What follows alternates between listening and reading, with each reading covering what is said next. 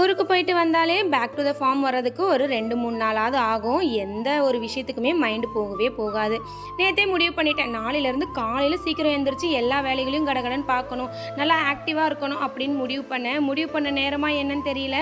காலையில் எழுந்திரிச்சு வேலைகளெல்லாம் நல்லா ஆக்டிவாக தான் பார்த்துக்கிட்டு இருந்தேன். ஹஸ்பண்ட் லேட்டாக வரதுனால காலையில் அவங்கள டிஸ்டர்ப் பண்ண மாட்டேன். தம்பி பாப்பாவை நான் தான் கொண்டு போய் விட்டுட்டு வருவேன். தம்பிக்கு ஸ்கூல் பஸ் வந்துடும் வீட்டுக்கிட்டே, பாப்பாவை மட்டும் பைக்கில் கொண்டு போய் விடுற மாதிரி இருக்கும். அன்றைக்கி கொஞ்சம் லேட்டானால எங்கள் பஸ் போயிருமோன்னு சொல்லிட்டு சரி எதுக்கும் எமர்ஜென்சிக்கு பைக்கையும் வீட்டுக்கையும் கையில் எடுத்துகிட்டு போகலான்னு எடுத்துகிட்டு போனேன். பட் வீட்டுக்கிட்டே வந்து பஸ் வந்துருச்சு. அவனை ஏற்றி விட்டுட்டு வீட்டில் வந்துட்டு சாவி வைக்கிறேன். வீட்டு சாவி மட்டும்தான் இருக்குது, பைக் சாவி காணோம், மிஸ் ஆகிடுச்சு.